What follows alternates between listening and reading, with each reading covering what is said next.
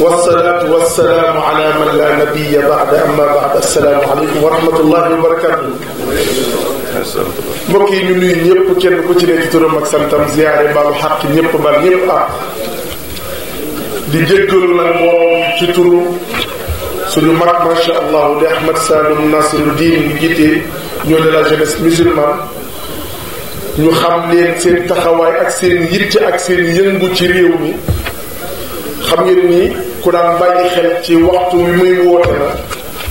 waaye xat-xati jamono moo waral ñu am tuuti retard moo tax ñu ngi ciy jéggalu ñu fi teew ñëpp góor ak jigéen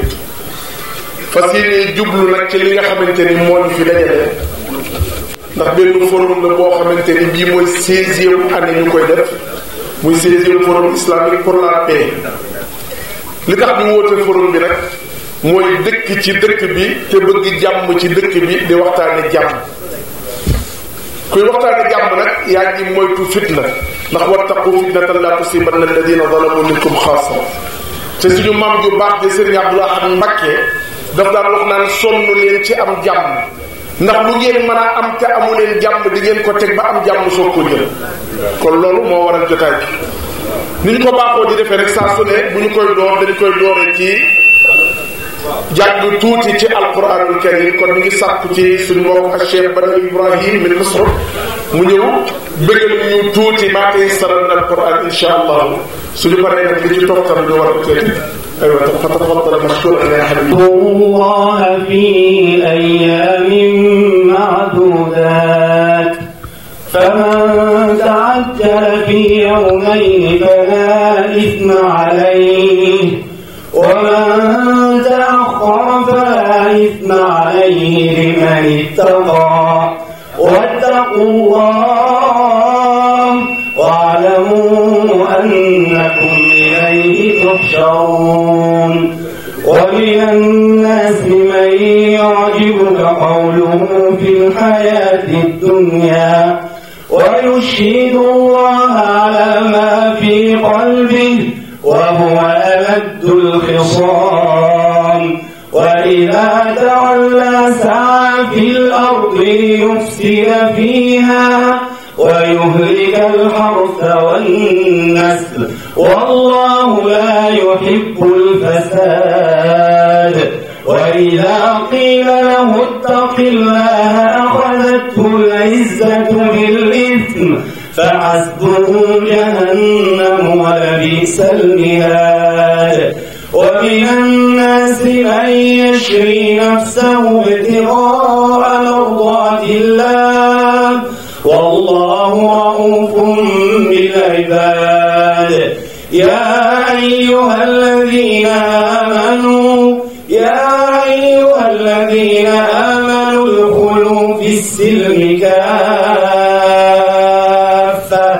ولا تتبعوا خطوات الشيطان الحمد لله رب العالمين والصلاة والسلام على فاتح كل مغلوق وخاتم كل سابق والصادق النصر بالحق وهادي العباد إلى صراط التابع الأسقم وعلى آله فوق كل قادر بالحق ومقداره العظيم nuyoo bi dama koy ubbee jiital ki nga xam ni tabarakallah bu toogee l'islam yépp toog nañu kër yi diine yépp toog nañu waaye ñi ñuy wax ñi bay ci toolu diine di association ak mouvement islamique wala ONG wala ñi nga xam ni ñépp dañu yor ay mbooloo te ñu yëngu ci wàllu wi nga xam ne mooy taxawu diine ci réew mi ba ci bitim réew ndax maamam dafa nekk ku universel muy sant bi topp tabarakallahu ñu ngi koy nuyu Mbàkke di ñaan yàlla nga su mag ni fan te yàlla guddal sa fan rafetal sa taxawaay di ñaan nuyu boobu mu jàll ba ci nga xam ni moom la yàlla doon tey muy alxalifa di maam Cheikh Mouhamadul Muntaqa Mbàkke yàlla guddal fanam yàlla yokku wéram te ku ko nuyu nga Tiwaawan nuyu nga Touba nuyu nga kër diine pour bañ a répété waat waaye nuyu nga àdduna bépp kon sëriñ bi ñu ngi lay wàccee sa wàccuwaay di nuyu bu baax délégation yi nga xam ne ñoo jógee ci réew yi arab yi te tabarakallahu di ay ndaw ci seen réew ñëw toog fii ci jataay bi xam naa ni le président incha allah bu jëlee kàddu dana ci gën a yaatal waaye muy nuyu bu baax a baax ki nga xam ne mooy le président de l'union de la jeunesse musulmane sénégalaise di ittihad shabaab muslima sénégalais Seydi Ahmed Sall Dieng Nasiruddin bis bu nekk su may wax ci moom damay am cawarte di ko fàttali ni ñun jullit ñi bu ñuy jàng ba egg ci xatmul Qur'an la ñuy ñaan mooy allahumma unsur man nasara diin kon tabarakallahu bu yàlla dogalee olof naan segam ña ca warandoo ba ñoo daanu ca temba ak suma ña ca bind ba yow nga faf am dàkkantal boo xam ne islam bi yépp xam nañ ko réew mépp xam nañ ko àdduna sépp xam nañ ni foo teewal Sénégal ci jeunesse musulmane teewal fa l'islamu Sénégal xel yi dal xol yi féex bu baax a baax nga faf tudd Nasiruddin loolu tabarakallahu suñu ndam la forum islamique pour la paix bi nag defe naa dugguleen ndax yàgg nañ ko def fii ba tey ñu am fukki yoon ak juróom-benn kon ci turu association islamique ci turu jam'iya ak xarakat islamiyya moo xam ñi nekk ci jeunesse musulmane lañ moo xam ONG yi la moo xam tabarakallahu xarakat yi nekk ci réew mi la ñun ñëpp bokk nañu d'accord ni tey Cheikh Ahmed Sall Dieng mi ngi représenté l'islam au Sénégal yóbbu ko fu mu ko yóbbu événement bii nag tey dafa ñëw à son heure tabarakallahu ndax li yonent bi sallallahu alayhi wa sallam jàngale ci wut jàmm ak ci incarné ko ak ci dundal ko ci réew mu mel ni Sénégal tabarakallahu loolu tey suñu mag diine yi ak yeneen association yi dox ci wàllu diine ñépp xam nañu ni Ahmed Sall Dieng Nasiruddin ci turu union de la jeunesse musulmane sénégalaise am na ci taxawaay boo xam ne taxawaay bu yéeme la ci rafetaay ci matale ak ci jotale te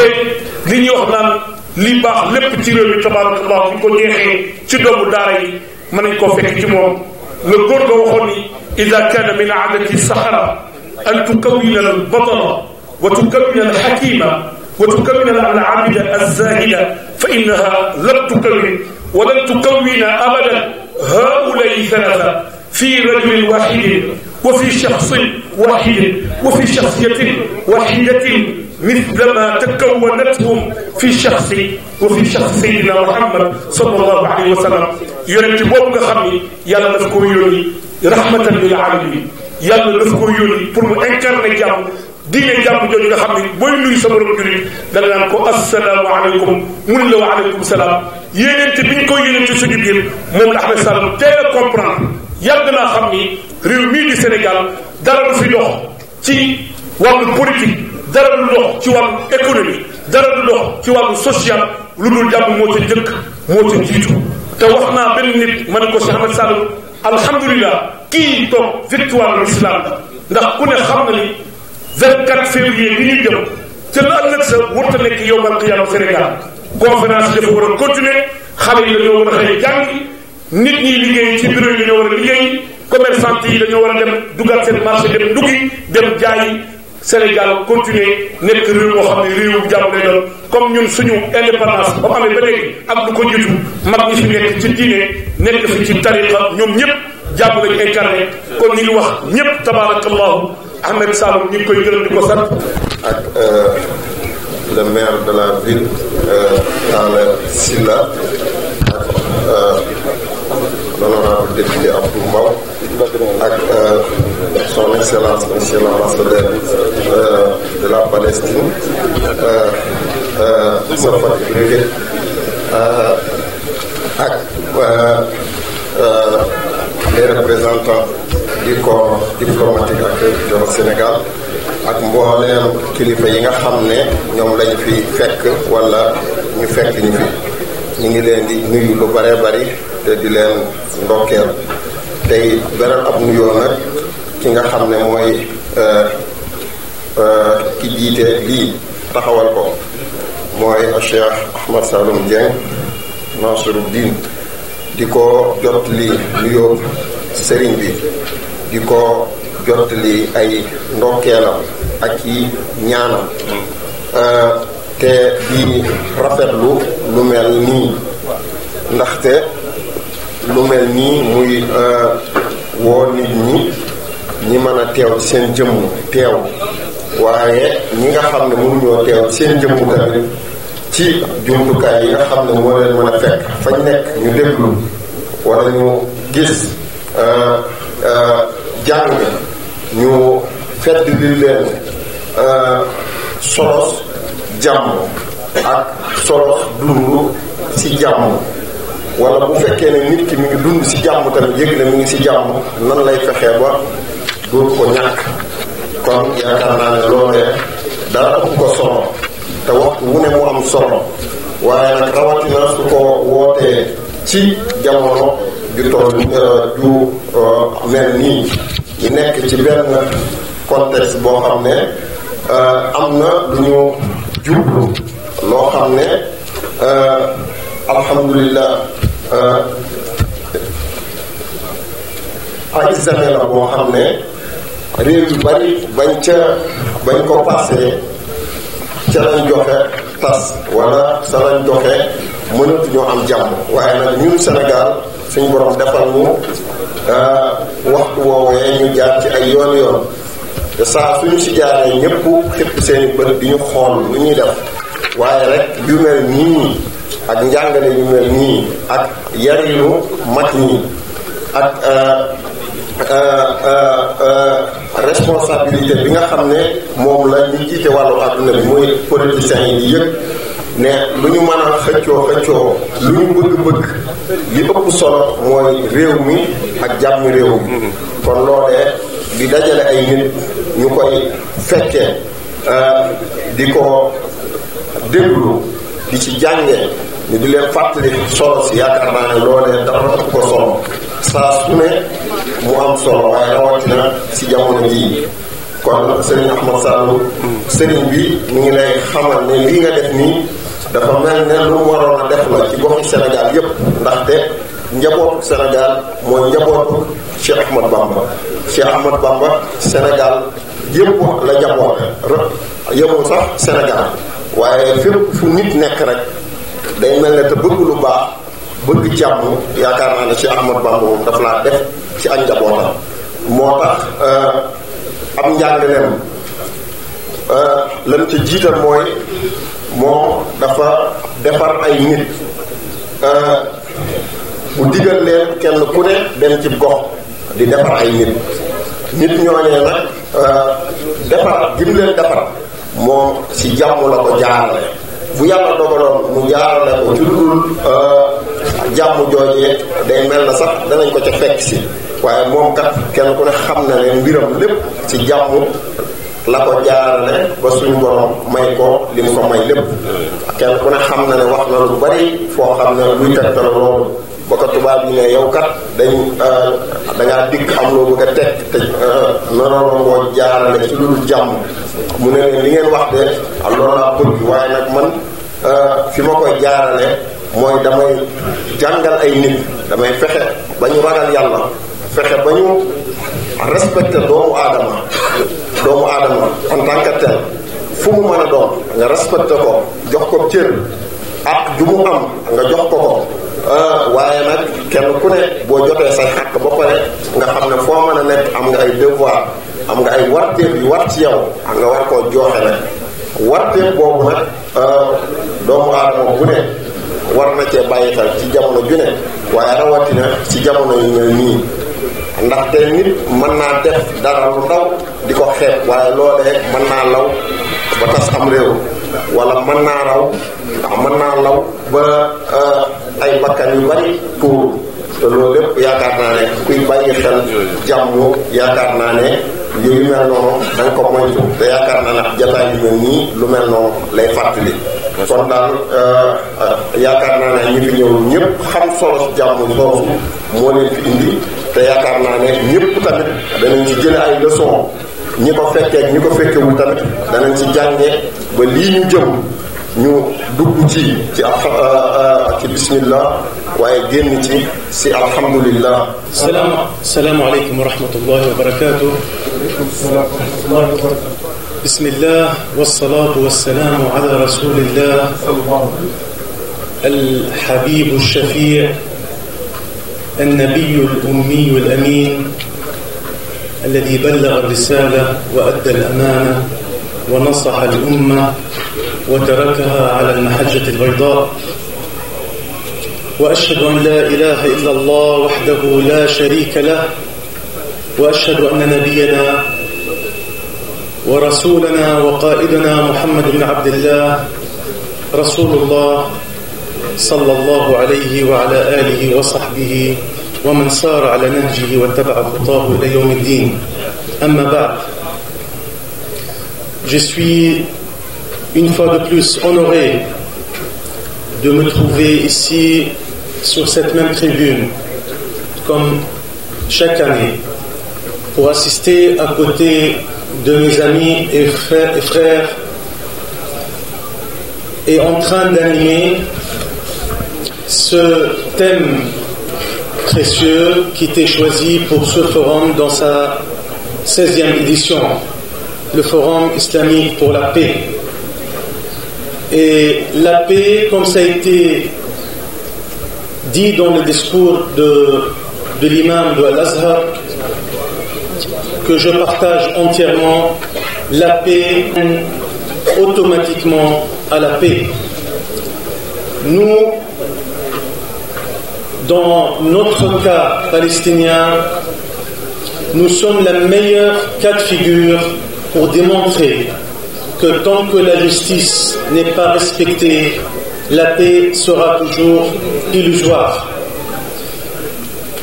Donc, notre attachement à l'accord d'Allah,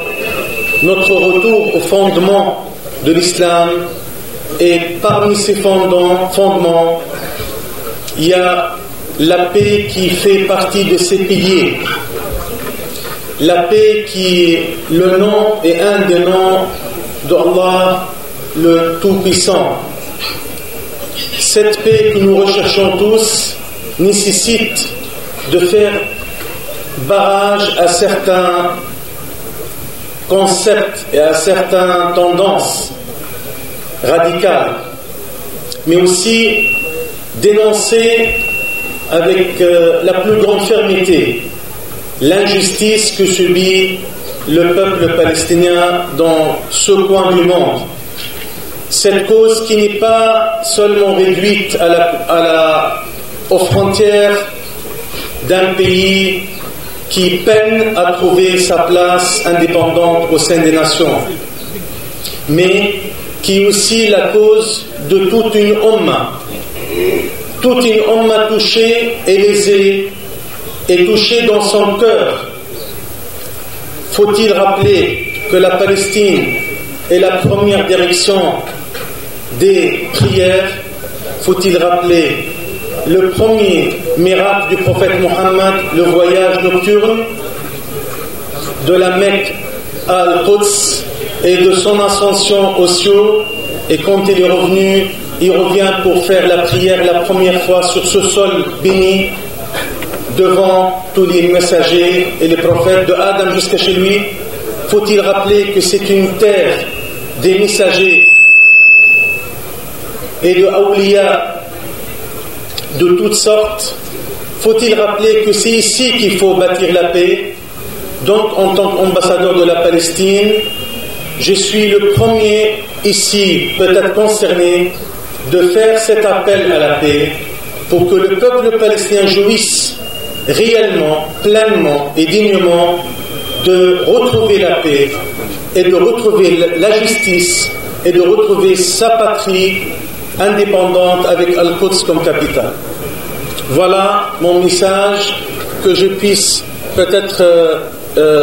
mettre en contribution, en termes de contribution, à côté de tous mes prédécesseurs et mes successeurs, mais je dois tenir à la fin à remercier l'État du Sénégal, ce n'est pas parce que Monsieur le ministre est là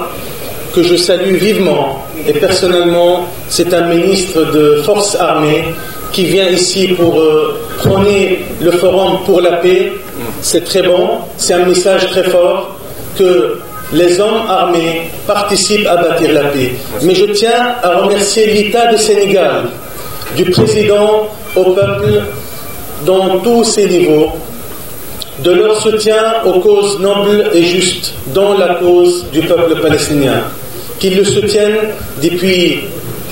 même avant l'indépendance du Sénégal, d'une manière constante et ininterrompue, d'une manière en harmonie, en parfaite harmonie avec les valeurs que défend le Sénégal, non seulement vis-à-vis du peuple palestinien, mais vis-à-vis tous les peuples qui souffrent dans le monde. Donc je salue également les différentes honorables invités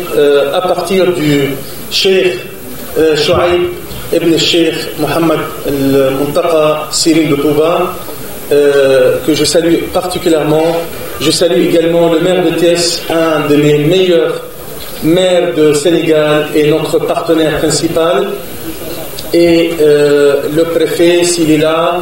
et les autres autorités en tout cas, et à vous tous ici présents, merci beaucoup de m'avoir donné cette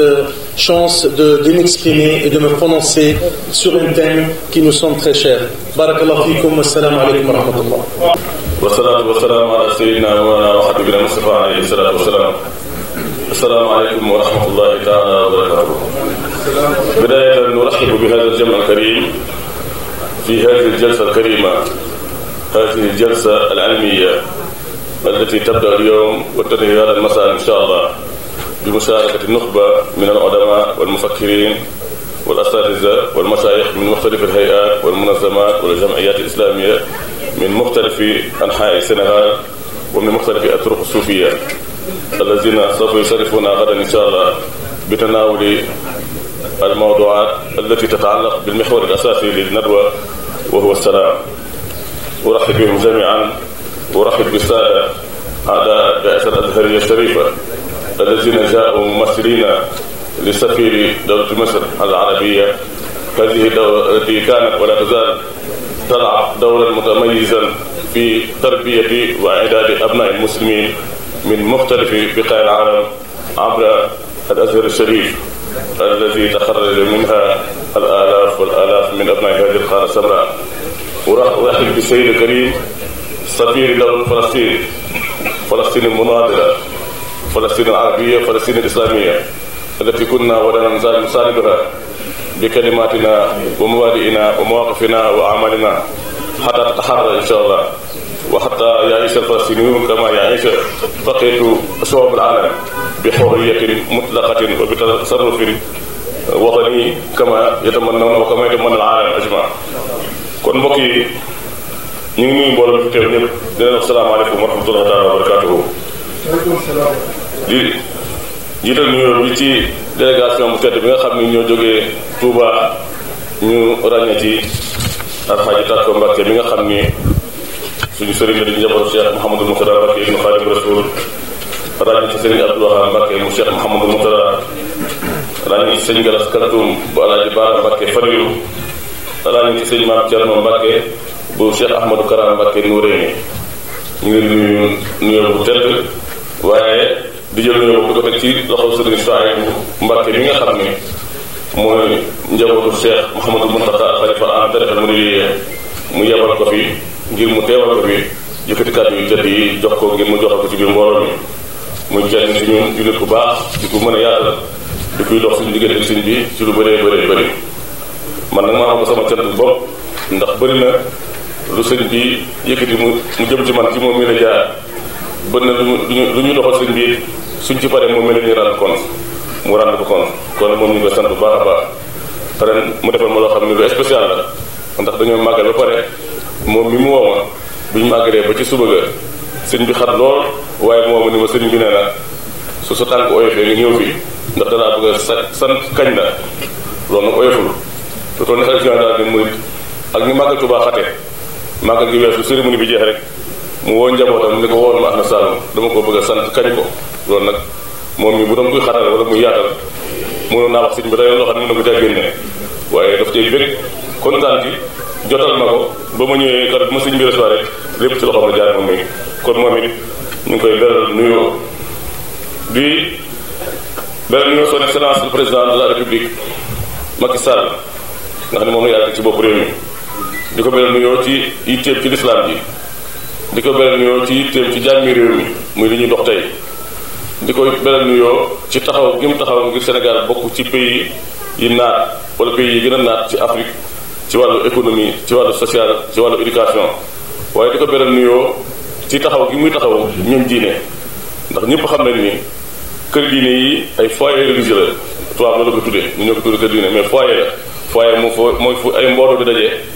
di fa saytu seeni mbir te foofu mbooloo dajee fu nekk laaj na dëkkuwaay laaj na noppalukaay laaj na fu ñuy waxtaane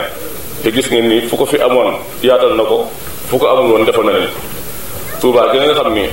fekkoon nañu am ko dafa ni sëñ bi dama nar a defal Touba naa la ko defal ci Masaalikul Jinaan ndax Masaalikul Jinaan Touba la ci biir Ndakaaru jël ay milliards sotti ko fa daf koy tëddi daf koy infrastructure def ko Njaasaan def ko Tiwaawan def ko Medina Baye di ko waaj a def Canaba def ko ci penc yu bëree bëri kon nag kooku ñun nitu diine yi amee nañu ko jukkal li nga xam ne mooy plan Sénégal émergent muy plan bi nga xam ne dañu ko teg nga xam ne 2035 la jëmal 2034 nga xam ne moom leer na ko du ko fekk waaye ku am gis ki ci Sénégal ëllëg mooy gisa noonu bi mu ko taxawalee neew rek damay woo ay technocrate wala économiste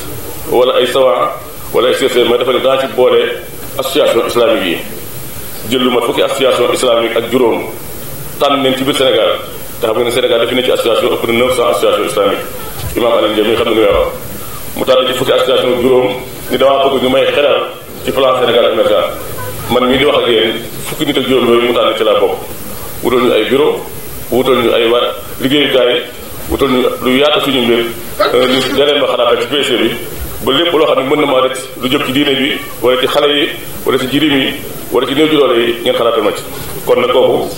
jaar na bu ñu amee jotaay mel nii ñu sant ko gërëm ko ñaanal ko yàlla yéene ji mu am ci Sénégal am ko ci askan wi am ko ci diine ji yàlla gën ko ci dëgëral xam nga ni président bu nekk jaar na fi waaye président bu tabaxi jumaa moom ci moom la ko di ko gisee démb mi ngi doon inauguré jumaay Géejawaay te Babacar Fall wax na ma ne ajuma biir ñëw day inauguré jumaay Pikine bi nga xam ni doomu Thiès moo koy tabax muy BF kon nag kooku jar naa ñaanal jar naa sargal ñu ngi demande son excellence monsieur le ministre Augustin Tine ak sama rak le président Abdou Mbow ak sama frère Maodo Malick Mbaye ñu jotal ko sama nuyoo ak sama cant ak sama ñaan démb rek laa jóge ci Cheikh Mahamadou Bachir sëñ Mountakha yemaloon ñu Gànnaar ñu def fa ñaar fukki fan def fa tournée boo xam ne fu sëñ Touba mos a jaar ci Mountakha dem nañ fa fu Cheikh Mouhamadou Mountakha doon jàngee nga xam ne 700 kilomètres ak Nouakchott dem nañ ba foofu ànd ak taalu Cheikh Mouhamadou Mountakha muy sëñ Koso Mbàkke fenn fu ci nekk message boobu dañ fa yóbbu mooy message jàmm ci Sénégal message jàmm ci Afrique message jàmm rawatina ci réew yi nga xam ne ñoo lëkkaloo Sénégal ndax Sénégal boo amee jàmm te réew yooyu amul jàmm bi du dal taxaw kon nag excellence monsieur le ministre ñu ngi lay ñaan nga nuyu le président maa ngi sant aussi association islam yi nga xam ngeen ni 2002 lañ ko tàmbali woon tey ñu ngi ci 2018 muy 16e édition association yoo xam ne at mu jot ñu yabal seen i ndaw ñu ñëw ànd ak ñun ci liggéey bi monsieur le ministre xam ngeen liggéey bi tey dañ koy ubbi mais suba la dañ fiy nekk yandu fi waxtaane fi ay thèmes yu am solo association yooyu bokk na ci alliance des arabophones du Sénégal bokk na ci inspection académique bu Thiès département arabe bi bokk na ci institut Al-Azhar bu Cheikh Moutada Mbacké bokk na ci fédération des associations islamiques du Sénégal bokk na ci rabitatu saalihaat bi nga xam ni xale yu jigéen yoo jàng ci daal Cheikh Mouhamadou Moutada yi ñoo ko sos association imaamu Thiali yi ñoom it dañu fi nekk suba association imam yi ak ulama yi Thiès yi ñoom it dinañ fi nekk faculté islamique bu Pire danañ fi nekk ñeero des daara coranique suñu mbokk Oustaz Mouhamed Diop jiite ko ñoom it dinañ fi nekk institut Zayd ibn Sabit bu Alaaji Ndiasse Mbaye ñoom it dinañ fi nekk jamiyatul muqaddisatillah bu Seyda Aram Seck ñoom it dinañ fi nekk association rassemblement islamique du Sénégal dinañ fi nekk association islamique pour le soufisme Mame Cheikh Mbacke jiite ko danañ fi nekk jamaatu Ibadu Rahman ñoom it dinañ fi nekk kuréelu jàmm ji ñoom it dinañ fi nekk ñu fas yéene fee waxtaan thème yu bëri seetlu nañ ko ci mbokk yi. thème bi comme ni nga ko xamee mooy lépp loo xam ne dafay suuxat jàmm yi nga xam ni bokk na tey ci li tax ñu ràññee Sénégal ci réew yi gën a am stabilité ci àdduna bi. bis bi biñ ko taxawalee dafa am mbokk yu am solo yoo xam ne dañ cee jàpp bokk na ci suñu mbokkum daara sëñ Abdoulaye Dia bu Sénico sëñ Bassirou Abdou Khadir Mbacké moom it dugal na ci loxo bu baax monsieur le ministre Birima Mangara moom it jàpp na ci madame Aminata Touré moom it yebal na fi rakam Madina Touré dugal na loxo bu baax a baax ci bis bi madame le ministre Aminata Touré moom it ñu ñaan Madina mu nuyu ñu ko santal ñu ko moom suñu jigéen la suñu xarit la suñu kuréel la te lu ñu nekk mu nekk ca ñun moom it lu mu nekk ñu nekk ca moom bërki dem rek laa ànd ak imam Alioune Jami mu recevoir lu mat association yu bëri bëri jóge jógee fas yéene ñëw jàppale ci liggéey bi nga xam ne moom la ko présenté Alaaji Mbàkke yu fay représentant xalif général des mourides ca Ndakaaru moom it dugg na ci loxo bu baax jaare ko ci suñu doom suñu frère Abdou Khadir Fall ak major Samba Diaw ñu jógee ba Dakar ñëw teew fi indi seen ndimbal mu jóge ci Alaaji Mbàkke yu fay moom it di sama xarit di sama doomu ndey di sama collaborateur waaye di sama soppe bopp di ko jàmbaare di ku bëgg lislaam ku bëgg lu baax waaye nag ku jeex Sëriñ Touba télévision Touba TV mi ngi nii mu yebal ko fi dañu fii fanaan ba suba fas yéene lu ñu fi def lu nekk ñu génne ko def ci ay documentaire spécial comme ni ñu ko defoon daaw sama Pape Mbaye mi nekk fond suisse mooy mi ngi nii jàpp ci suba soxna Ndeye Tické Ndiaye yebal na fi délégation soxna Mariam Kassé ak Sëriñ Khalifa Ndiaye ñëw nañ fi Serigne Racine Sow mi nga xam ne moo jiite kuréelu jàmm gi di kilifa gu mag ci ministère de finance moom it yebal na fi suñu accueil tombaan jox ko participation ci bis bi suñu frère Habib Niang moom it dugal na loxoom bu baax a baax ci bis bi. maa ngi beral nuyoo Alaaji Talla Sylla du maire Thiès di sama xarit man ak moom depuis bi ñu amee septembre tey ñu ngi ànd di jaxasoo ndax loolu dañ ko suñu ñaari wajur lañ fekk ñu ànd ñu suuxat loolu suñu biir muy nit ku baax ku modeste di taalibe maanaam sànq ci 2 heures ci bëccëg bi may woo ma nga Bamako léegi dama ambassadeur Palestine naan damaa woo Talla Sylla ba sonn mën ma ko jot mën nga ko daane ci avion bi ndax waxoon na ma ni 18 heures la war a wàcc Sénégal kon xam naa dafa wàcc rek jubal ci bi moom bi xam ngeen ni at mu jot dafa naan ma participants yi añ bi ñuy añ fii ci hôtel bi mën naa ko joxe moo ko joxe daaw joxe ko daaw jéeg joxewaat ko ren ñu ngi koy sant bu baax a baax a baax di beral nuyoo aussi ak cant ci site internet bi nga xam ni depuis 1 mois ñu ngi jël xew-xew bi def ko ci seen site jox ñu leen ci dara mu mel ni Dakaractu ak Seneweb ak IGFM suñu frère Mortala Gueye nekk fa ak Touba TV ñoom ñu ngi leen di nuyu di leen sant bu baax a baax a baax di beral nuyoo aussi soxna Ndeye Tické Ndiaye ndax xam ngeen ni mook Mor Gueye sopp na bi ñoom lañ defoon ñuy invité d'honneur jotaay bii monsieur Abdou Mbow ak monsieur le ministre yéen maa ngi leen di wax ngeen nuyu ma sama rak sama frère sama mag sëñ Cheikh Mbacke Sakho mi nga xam ni bokk na ci ñi nga xam président de la République ci wàllu l'islam ak digganteem ak kër diine yi bëgg dem ba tey ba ma nekkee Mauritanie ba tey mi ngi wootante ak man di ma wax fi ñu toll ci coordination bi démb ci minuit la may soog a woo ni ma son excellence monsieur le ministre Augustin Tine moo fay ñëw ànd ak sarak Abdou Mbow Abdou Mbow nag sama diggante moom bi diggante bu yàgg ndax wax naa ni bisu alxuraan bi may def ci koor gi ren ne am ñaar fukki at ak juróom benn waaye moom mi moo ci njëkk indi ministre de la république loolu yàgg na defe naa 2004 la woon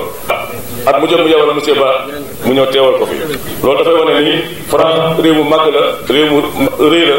waaye ñu ngi bàyyi xel li xew ci réew mi ndax moom mi at mu jot ñu ñëw suivre ñun lii xew fii su paree rendre compte son excellence d'ambassade de France ambassadeur de France rendre compte du gouvernement français ba ñu xam ne jullitu Sénégal ci jàmm la ñuy dox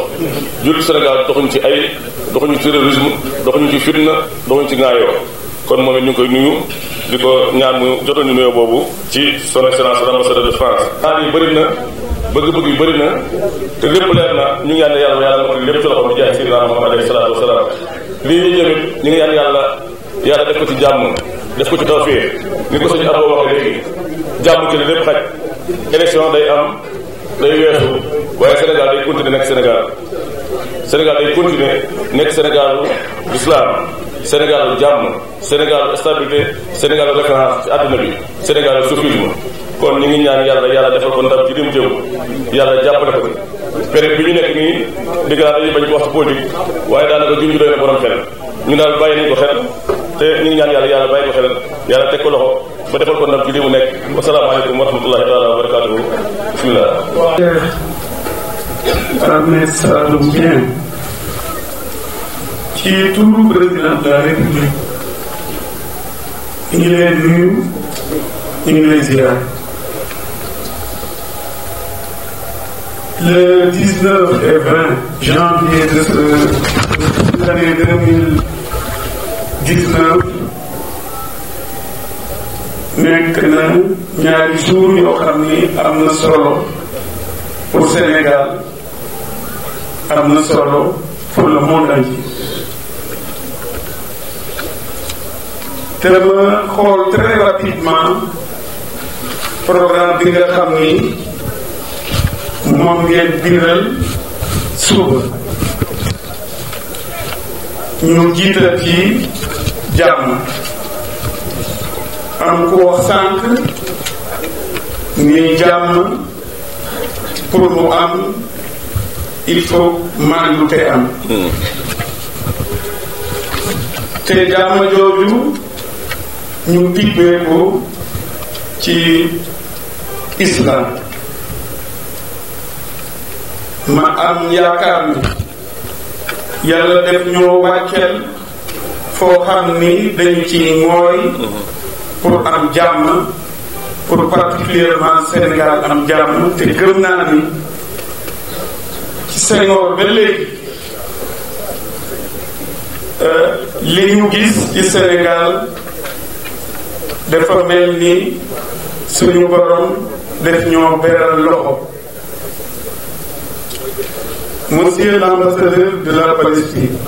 Excellence, le Sénégal, de Senghor à Macky Sall, a toujours soutenu le peuple palestinien. Je crois comprendre que le Tout-Puissant est en train de nous donner satisfaction. di wax ni tey waxtaanu jàmm bi nga xam ni dañ ko teg ci l'islam ñoo war koo waxtaanee toute la journée de demain thème li ñu ko tegee muy importance du dialogue maanaam waxtaan bi importance bi mu am wax ni les religions, la religion musulmane particulièrement, le discours des religieux contemporains maanaam ñi nga xam ni suñu borom ñoom la fi bàyyi tey ñu war a wax ci mbirum jàmm rôle bi ñu war a jouer loolu gëm naa ni def ngeen lépp pour que réflexion yooyu am succès. wax ngeen aussi le renforcement de la paix. yaakaar naa yooyu yëpp li ñuy wax ay adjuvants la yoo xam ni am na ci solo. bàyyi leen aussi coutume donc ça veut dire que da ngeen embrasser lépp bàyyi leen dara loolu aussi moom la ñuy wax ci tubaab l'inclusivité maanaam lépp ngeen ci dugal pour avoir un excellent résultat donc dañ leen ci féliciter. mais bi ngay wax sànq aussi boo bëggee jàmm yenn saa yi mu am ay obstacles donc il faut que réflexion am pour que ñu mën a tëb obstacle yooyu pour mën a am jàmm. président nee nañu bu ñu ñëwee nañu la wax ak ñi nga àndal ngeen ñaanal Sénégal ndax mu am jàmm. mais dafa mel ni balaa may wax dafa mel ni da nga déggoo ak président de la République waxal la ko sa bopp donc dañu la ci gërëm léegi te incha allah dinañu ko wax. président nee na gis na jàppale bi nga koy jàpp mi ngi lay ci gërëm mi ngi lay ci sant ñëpp d'accord nañu ni président def na lépp pour jàppale kër diine pour jàppale diine yaakaar naa loolu aussi lu am solo la ku bëgg a gis war ngaa mën a gis ni mi ngi jàppale diine donc sëriñ bi dañu lay gërëm di la sant di la wax ni dinañu rendre compte fidèlement monsieur le président de la république lépp li nga xam ni dégg nañu ko fii gis nañu ko ñu ngi gërëm ñëpp sant ñëpp mbooleem ñu fi nekk monsieur l'ambassadeur mbooleem kilifa ku fi nekk moo xam imam la moo xam maire la moo xam notable la ñu ngi nuyu ñëpp ñu ngi sant ñëpp merci beaucoup. lii sax waroon naa ñàkk ndax su fi fekkee sama mbokk yu jógee Touba yóbbaale ni ñun ñëpp yóbbaale mboole këru diine yi ci këram ndax këru diine yëpp benn la kon ñu ngi yëkkati suñu kàddu di nuyu mbooleem kilifa diine yi fi fekk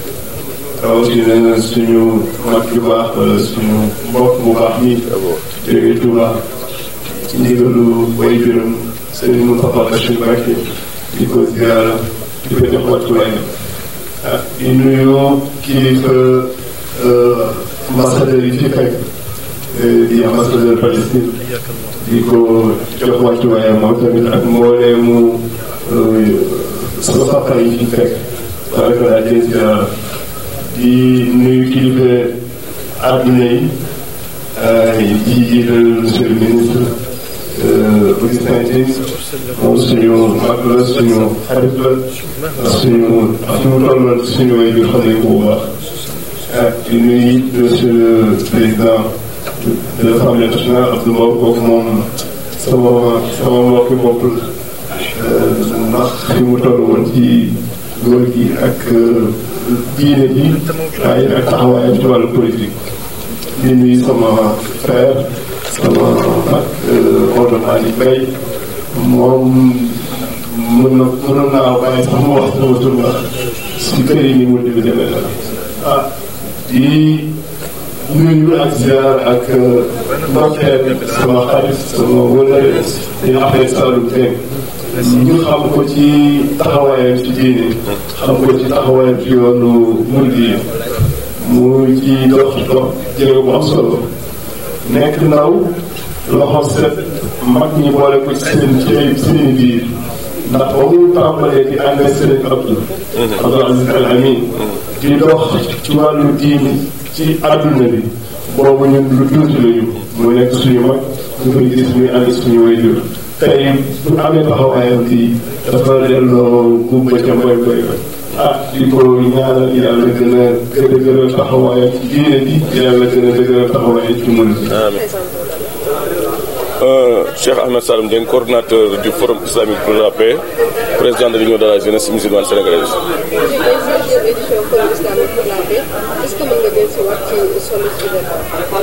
Bon, comme ni ngeen ko xamee depuis 2002 association bi dafa initié ginnaaw concours alxuraan bi nga xam ni depuis 1993 dañ ko tàmbali woon ren ñu am ñaar fukki at ak juróom-benn lii depuis 2002 dañ ko tàmbali woon dina am fukki at ak juróom-benn at mu jot ñu jël benn thème central lëkkale association islamique yi nekk Sénégal fukki région ñeent yëpp di fi teew at mu jot ak tarixa yi nga xam ñoo ne ci réew mi ñoom ñëpp ñu fi teew seen ndaw di fi teew xam ngeen ni léegi rek doomu Cheikh Abdou Aziz Sy Al Amine mi ngi fi doomu xalifa général des Mourides mi ngi fi di sëñ Abo sëñ Mountakha yebal ko fi sëñ Madika Seck ba Canaba bi mi ngi fi sëriñ Ndiassane yebal na fi njabootam tarixa yëpp ngi fi woon association yu mag yi ci réew mi yëpp Jamaat Ibadu Rahman Al Azhar bu Cheikh Mouhamadou Moussa mu doon benn cercle d'échange boo xam ne dañu fi dajee di waxtaanee jàmmi Sénégal waxtaan wi xam ngeen ñu koy def mënoon nañu ay murid rek ko def wala tijaan ay xaadir mais dañuy jël couche yëpp borom xam-xam yu bëri jóge ci ay kuréel yu bëri di ñëw di def ci waxtaan yooyu di def waxtaan yooyu.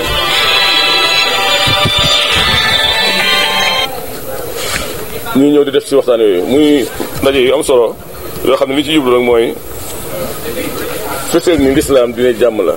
fësal ni lislaam dina bennoo la fas yéene lislaam diine bëggante la fas yéene lislaam diine jàppalante la te loolu yëpp nag dafa jot léeg-léeg ñu koy fàttali nit ñi ndax suñu borom subhanahu wa taala moo ne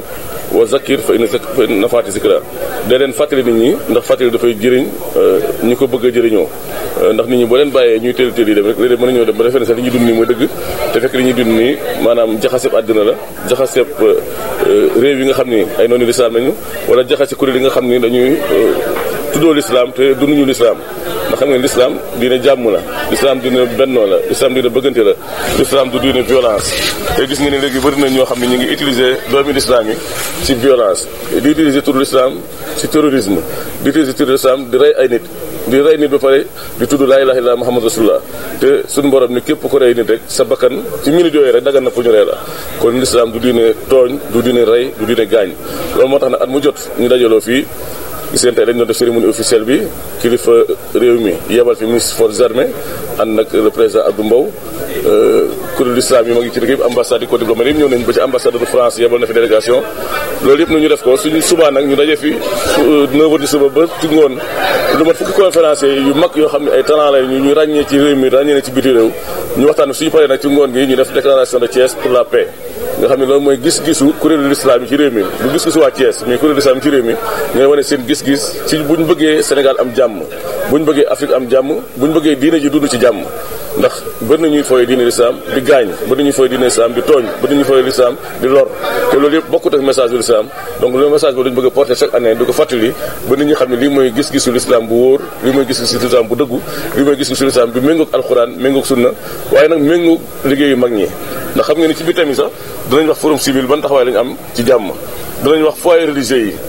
foyer religieux bu ñu ko waxee wax ñu julli kese ba ci suñu mbokk chrétien ngi ci biir ñoom ñëpp nan nañ gisee jàmm nan nañ gisee noonu nañu war a suuxati jàmm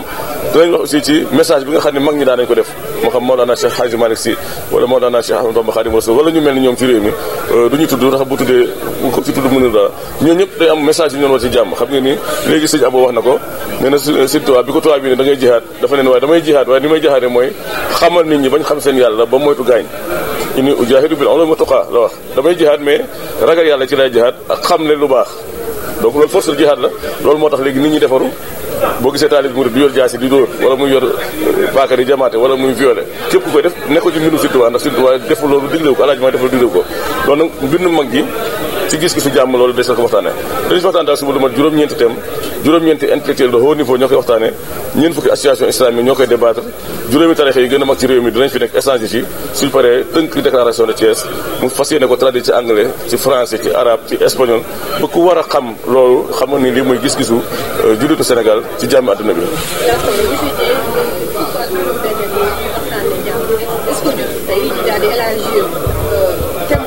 forum bi puisque Sénégal dong la jàmm di concerné parce que ñoom jàmm Sénégal ñun la bañ a am jàmm comme ni ko ambassadeur Palestine bi waxee léegi est-ce que jotul tey forum bi ñu élargi ko au niveau international. loo xam nga jàmm ji waxuñu ni jàmm Sénégal jàmm askan wi la ñuy wax jàmm askan moom mooy jàmm yi fépp fu ne résolution yi chaque année dina ci am point boo xam ni dañ ciy manifester waat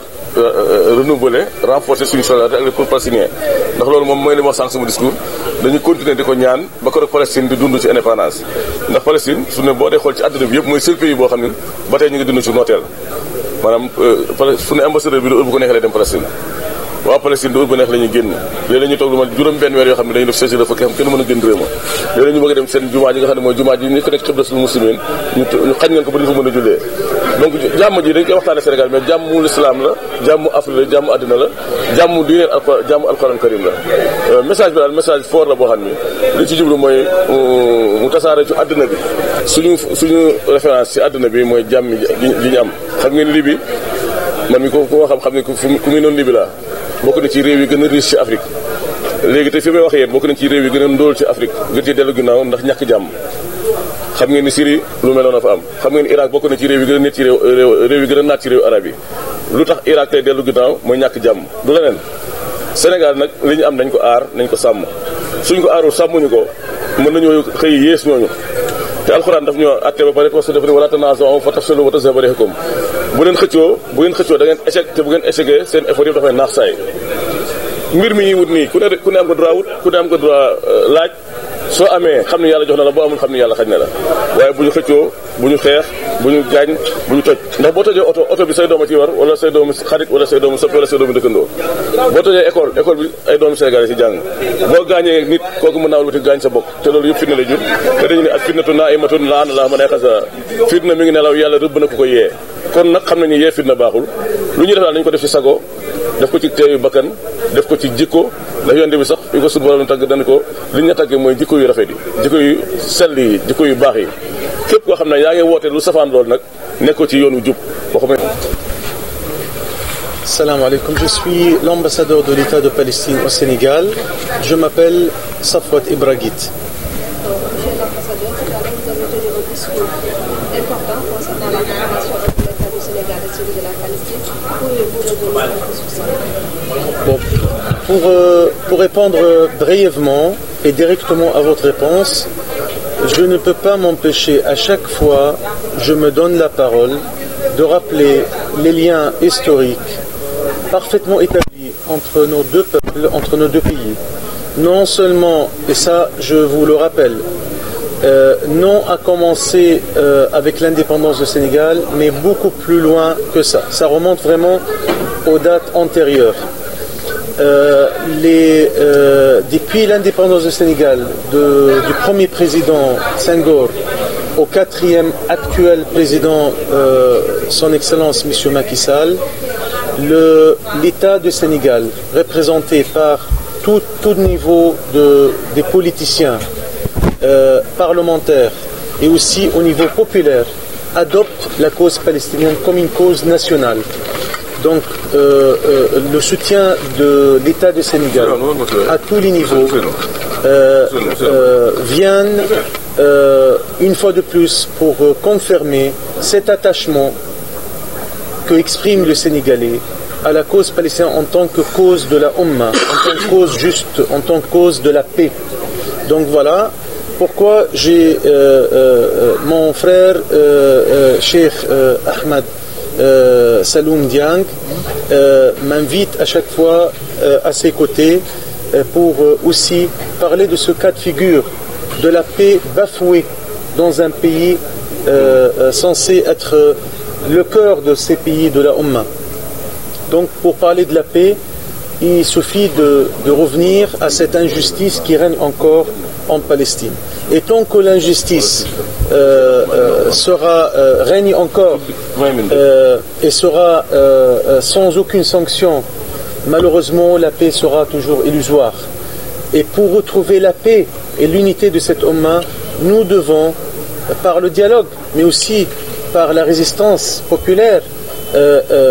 parler de la Palestine et traiter la question palestinienne d'une manière juste et par la voie légale, par la justice internationale. Pourquoi nous avons un arsenal des résolutions unisiennes adoptées chaque année. Nous avons des dizaines et même des centaines de résolutions qui soutiennent la lutte légitime du peuple palestinien et sa cause et ses revendications et ses aspirations tout à fait naturelles à un État indépendant avec Al-Quds comme capitale. Nous avons tous ces résolutions pour garder dans les tiroirs ou pour être appliquées. Malheureusement, quand il s'agit de la Palestine, le droit international fait exception encore. La volonté de certains États, de certaines grandes puissances du monde impose par leur veto le barrage de voir les Palestiniens jouir de leurs droits incarnés dans le droit international et à travers des multiples résolutions unisiennes et du Conseil de sécurité. Donc voilà, la Palestine, aujourd'hui, il y a 2-3 jours, préside le groupe 77, plus la Chine, le groupe le plus important au sein de la communauté internationale, c'est-à-dire plus de 140 pays qui constituent ce groupe. C'est un groupe des pays non alignés à la base, créé dans les années 60, durant la guerre froide. La Palestine était élue par tous ces pays en tête de ce groupe pour montrer et pour signaler à la communauté internationale, au reste du monde, aux certaines grandes puissances, qu'on ne peut pas rester dans la complicité. On ne peut pas laisser la Palestine exception. On ne peut pas laisser la Palestine hors du contexte juridique international. La Palestine fait partie de la paix internationale, fait partie de la sécurité internationale. Donc, il faut vite et très vite agir pour à la fois réprimer l'injustice et ceux qui maintiennent l'occupation injuste de la Palestine et leur colonisation, et en même temps rétablir l'ordre, rétablir la paix en donnant aux Palestiniens leur droit d'exister et d'exister dans un État indépendant comme tout autre État du monde entier, sans plus ni moins. Voilà, nous ne recherchons pas autre chose que l'application de ce droit international et de faire paraître, de faire émerger la Palestine comme État à part entière. Malheureusement, le Conseil de sécurité est dirigé par un certain grand puissance qui impose à chaque fois le veto. Donc, on est toujours bloqué. Et la paix avec nous est bloquée. Voilà, le forum islamique de la paix, ou pour la paix, ici à Thiès, dans sa 16e édition, traite parmi d'autres sujets, mais je crois que c'est le sujet central. On a vu la déclaration de l'ancien forum qui a fait référence importante à la question palestinienne. Je crois que cette année sera pareil, toujours le souci, voilà, le souci que partage tout le monde ici, savants, imams, toutes sortes de populations, toutes sortes d'associations qui se regroupent pour aussi adopter la Palestine comme une cause de la paix, et ce qui n'est pas une cause de problème, hein. Et il faut pas donc, il faut dénoncer toute confusion entre la résistance d'un peuple qui souffre, un peuple qui est sous occupation, avec des groupuscules obscuristes qui appellent à la violence et qui appellent à la meurtre. Ça, ce n'est pas de chez nous. Nous sommes un peuple qui souffre, un peuple qui résiste, un peuple qui résilie chez lui, jusqu'à ce que le droit international nous donne raison, jusqu'à ce que la communauté internationale nous fasse triompher notre droit d'exister sur cette terre.